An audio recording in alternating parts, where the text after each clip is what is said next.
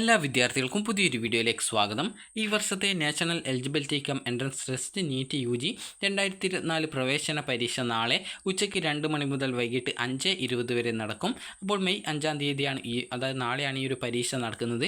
അപ്പോൾ വിദ്യാർത്ഥികൾ എക്സാമിനേഷൻ ആയിട്ട് നിങ്ങളോട് റിപ്പോർട്ട് ചെയ്യാനായിട്ട് നിശ്ചിത ടൈം നിങ്ങളുടെ അഡ്മിറ്റ് കാർഡിൽ പറഞ്ഞിട്ടുണ്ടാകും. അപ്പോൾ ആ ഒരു ടൈമിന് ഏകദേശം 1 മണിക്കൂർ മുമ്പ് തന്നെ വിദ്യാർത്ഥികൾ അതത് സെൻറ്ററുകളിൽ എത്തിച്ചേരുക. അതുപോലെ ഭക്ഷണം കഴിക്കുന്ന വിദ്യാർത്ഥികൾ ഈ ഒരു എക്സാമിന് മുമ്പ് ഏകദേശം 1 മണിക്കൂർ മുമ്പ് തന്നെ ഈ ഒരു ഭക്ഷണമൊക്കെ കഴിക്കാനായിട്ട് ശ്രദ്ധിക്കുക. കാരണം നിങ്ങൾ ഭക്ഷണം കഴിച്ച പെട്ടെന്ന് തന്നെ എക്സാം സെൻറ്ററിൽ കയറുന്ന സമയത്ത് നിങ്ങൾക്ക് ബുദ്ധിമുട്ടുണ്ടാകും. അപ്പോൾ അതുകൊണ്ട് തന്നെ ഈ ഒരു എക്സാമിന് പോകുന്നതിന് ഏകദേശം 1 മണിക്കൂർ മുമ്പ് ആയിട്ട് തന്നെ ഈ ഒരു ഫുഡൊക്കെ കഴിക്കാനായിട്ട് ശ്രദ്ധിക്കുക. കാരണം 3 മണിക്കൂർ എക്സാം ഹാളിൽ ഇരിക്കേണ്ടതായിട്ട് വരും. അതുപോലെ തന്നെ വിദ്യാർത്ഥികൾ ഒട്ടും ടെൻഷൻ ഇല്ലാതെ തന്നെ ഈ ഒരു എക്സാം അറ്റൻഡ് ചെയ്യുക.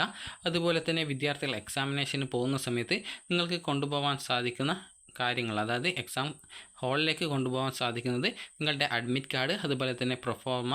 ഈ അഡ്മിറ്റ് കാർഡിൻ്റെ 2ാമത്തെ പേജിലുള്ളതാണ് പ്രൊഫോർമ എന്ന് പറയുന്നത്, പോസ്റ്റ് കാർഡ് സൈസ് ഫോട്ടോ ഒട്ടിക്കുന്നത്. അതുപോലെ തന്നെ നിങ്ങളുടെ ഒരു valid ID card, original ID കാർഡായിരിക്കണം.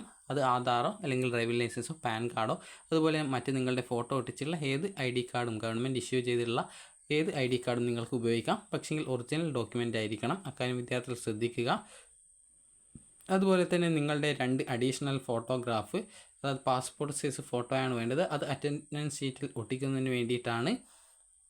അതുപോലെ തന്നെ നിങ്ങളുടെ ഈ ഒരു അഡ്മിറ്റ് കാർഡിൻ്റെ ആദ്യ പേജിൽ നിങ്ങളുടെ ഫോട്ടോയും ഒട്ടിക്കുന്നതിനും അതുപോലെ നിങ്ങളുടെ തമ്പ് ഇംപ്രഷൻ ചെയ്യുന്നതിനും പ്രത്യേകം കോളം നൽകിയിട്ടുണ്ട്. അതിൽ കറക്റ്റായിട്ട് നിങ്ങളുടെ ആ ഫോട്ടോയും തമ്പ് ഇംപ്രഷനും ചെയ്യുക. 2ാമത്തെ പേജാണ് പ്രൊഫോർമ. അതിൽ നിങ്ങളുടെ പോസ്റ്റ് കാർഡ് സൈസ് ഫോട്ടോ ഒട്ടിക്കുക.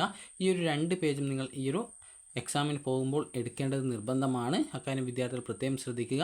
അതുപോലെ തന്നെ നിങ്ങൾക്ക് ട്രാൻസ്പെറൻറ്റ് വാട്ടർ ബോട്ടിലും അതുപോലെ തന്നെ ട്രാൻസ്പെറൻ്റ് ആയിട്ടുള്ള ഈ ഒരു അതായത് സാനിറ്റൈസറിൻ്റെ ബോട്ടിലും നിങ്ങൾക്ക്, അതായത് സാനിറ്റൈസറും നിങ്ങൾക്ക് എക്സാം സെൻറ്ററിൽ കൊണ്ടുപോകാം, അതായത് എക്സാം ഹാളിൽ കൊണ്ടുപോകാം. അതുപോലെ തന്നെ വിദ്യാർത്ഥികൾക്ക് ഇത്രയുമാണ്. അതുപോലെ PWD കാറ്റഗറിയിൽ, അതായത് പേഴ്സൺ വിത്ത് ഡിസബിലിറ്റീസ് ഉള്ളവർ ആ ഒരു PWD സർട്ടിഫിക്കറ്റും അതുപോലെ സ്ക്രൈബ് ആവശ്യമുള്ളവർ ആ ഒരു സ്ക്രൈബ് റിലേറ്റഡ് ഡോക്യുമെൻറ്റും കൊണ്ടുപോകേണ്ടതാണ്. അതുപോലെ തന്നെ വിദ്യാർത്ഥികൾ ശ്രദ്ധിക്കേണ്ടത് ആ ഒരു സെൽഫ് ഡിക്ലറേഷൻ ചെയ്യേണ്ട ഭാഗങ്ങളൊക്കെ കറക്റ്റായിട്ട് പൂരിപ്പിക്കേണ്ടതാണ്. അതുപോലെ തന്നെ നിങ്ങൾ ചെയ്യേണ്ടത് ആ ഒരു സെൽഫ് ഡിക്ലറേഷൻ്റെ ആ ഒരു ഭാഗവും അതുപോലെ നിങ്ങളുടെ ആ ഒരു പാസ്പോർട്ട് സൈസ് ഫോട്ടോയും നിങ്ങളുടെ തമ്പ് ഇംപ്രഷനും അതുപോലെ ആ 2ാമത്തെ ആ ഒരു പെർഫോമ പേജിൽ നിങ്ങളുടെ ആ ഒരു പോസ്റ്റ് കാർഡ് സൈസ് ഫോട്ടോയും ഒട്ടിക്കണം. അതുപോലെ അഡീഷണലായിട്ട് 2 പാസ്പോർട്ട് സൈസ് ഫോട്ടോയും കൊണ്ടുപോകണം. അത് അറ്റൻഡൻസ് ഷീറ്റിൽ ഒട്ടിക്കുന്നതിന് വേണ്ടിയിട്ടാണ്. അതുപോലെ തന്നെ വിദ്യാർത്ഥികൾ 1 മണിക്കൂർ മുമ്പ് തന്നെ, അതായത് റിപ്പോർട്ടിംഗ് ടൈമിൻ്റെ 1 മണിക്കൂർ മുമ്പ് തന്നെ കോളേജിൽ എത്തിച്ചേരാനായിട്ട് ശ്രദ്ധിക്കുക. അതുപോലെ വിദ്യാർത്ഥികൾക്ക് ആവശ്യമായിട്ടുള്ള, അതായത് ബിസ്ക്കറ്റോ അല്ലെങ്കിൽ മറ്റ് മെഡിസിൻ ആയിട്ടുള്ള എന്തെങ്കിലും അങ്ങനെ ഉപയോഗിക്കുന്നവരുണ്ടെങ്കിൽ ആ ഒരു മെഡിസിൻസുമൊക്കെ നിങ്ങൾക്ക് ആ ഒരു ബാഗിൽ കൊണ്ടുവരാവുന്നതാണ്. അത് നിങ്ങൾക്ക് എക്സാം സെൻറ്ററിൻ്റെ പുറത്ത് നിങ്ങളുടെ രക്ഷിതാവിൻ്റെ കയ്യിൽ കൊടുക്കേണ്ടതായിട്ട് വരുന്നതാണ്. അത് എക്സാം സെൻറ്ററിനകത്തേക്ക് പ്രവേശിപ്പിക്കുന്നതല്ല. അതുപോലെ തന്നെ നിങ്ങൾക്ക് എന്തെങ്കിലും മെറ്റൽ, അതായത് ഈ ലോഹത്തിൻ്റെ എന്തെങ്കിലും ആഭരണങ്ങൾ ഉണ്ടെങ്കിൽ അതൊന്നും എക്സാമിന് പോകുന്ന സമയത്ത് ധരിക്കരുത്. കാരണം മെറ്റൽ ഡിറ്റക്ടർ വെച്ച് ചെക്ക് ചെയ്യുന്ന സമയത്ത് അതൊക്കെ ഊരിയിട്ട് രക്ഷിതാവിൻ്റെ കയ്യിൽ വീണ്ടും തിരിച്ച് നൽകേണ്ടതായിട്ട് വരും. അതുകൊണ്ട് തന്നെ നിങ്ങൾ ശ്രദ്ധിക്കുക, ഇതുപോലുള്ള ആ ഒരു മെറ്റലായിട്ടുള്ള ആ ഒരു ആഭരണങ്ങളൊന്നും ഉപയോഗിക്കാൻ പാടില്ല, അതായത് കൊണ്ടുപോകാനായിട്ട് പാടില്ല.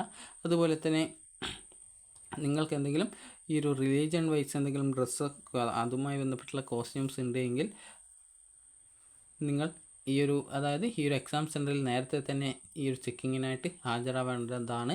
കാരണം പലർക്കും ആ ഒരു രീതിയിൽ റിലീജിയനായിട്ടുള്ള ഡ്രസ്സസ് ഉണ്ടാകും. അപ്പോൾ അതുകൊണ്ട് തന്നെ അക്കാര്യം വിദ്യാർത്ഥികൾ പ്രത്യേകം ശ്രദ്ധിക്കുക. അതുപോലെ തന്നെ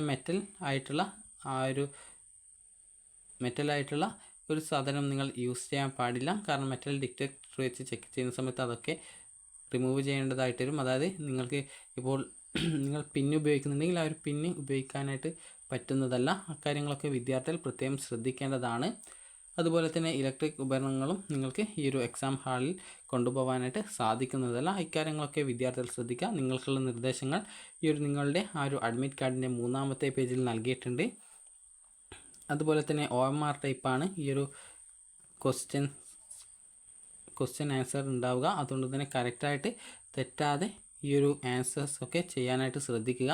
കാരണം തെറ്റിക്കഴിഞ്ഞാൽ നെഗറ്റീവ് മാർക്കൊക്കെ വരുന്നതായിരിക്കും. അതുകൊണ്ട് തന്നെ വിദ്യാർത്ഥികൾ അക്കാര്യം പ്രത്യേകം ശ്രദ്ധിക്കേണ്ടതാണ്. അപ്പോൾ വിദ്യാർത്ഥികൾക്ക് ഈ ഒരു വീഡിയോ ഉപകാരപ്രദമായിട്ടുണ്ടെങ്കിൽ ലൈക്ക് ചെയ്യുക, ഷെയർ ചെയ്യുക. Thank you for watching.